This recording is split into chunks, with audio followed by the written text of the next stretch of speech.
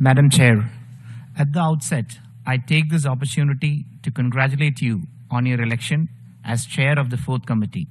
I assure you of our full support as you discharge your responsibilities as a Chair of this important committee. India has been a global champion and leading voice in the struggle against colonialism.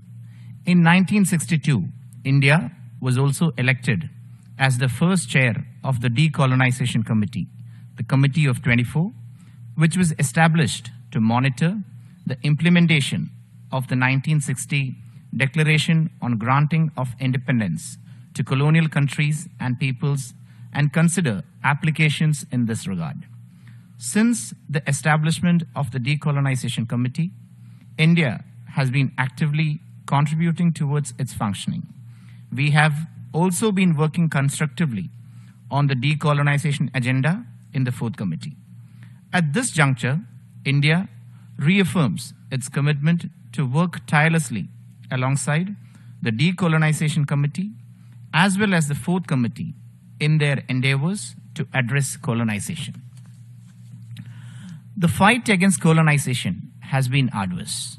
Since the creation of the United Nations, more than 80 former colonies were able to break free from the shackles of colonialism and gain independence.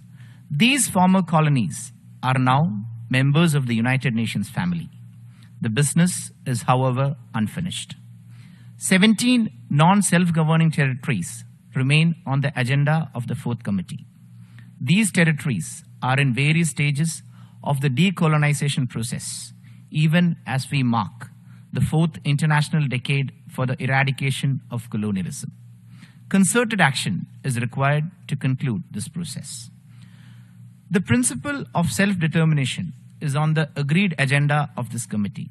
It needs to be underlined that United Nations has established the principle of self-determination as a vehicle for the worthy cause of decolonization of the 17 non-self-governing territories.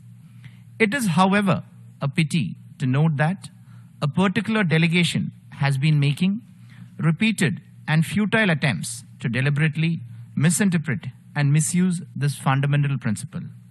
It needs to be underlined that the principle of self-determination does not provide a justification for undermining the territorial integrity of any member state. India would like to remind Pakistan that lies and false equivalences do not change the reality.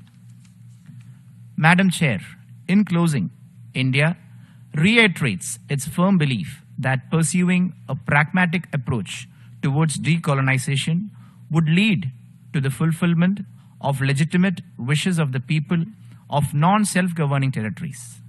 The committee also need to strive towards enhancing cooperation with international agencies and actors and channelizing resources for the 17 non-self-governing territories. Such an approach would help to build capacities of the 17 territories and pave the way for their just and noble quest towards achieving their long-cherished goals. I thank you, Madam Chair.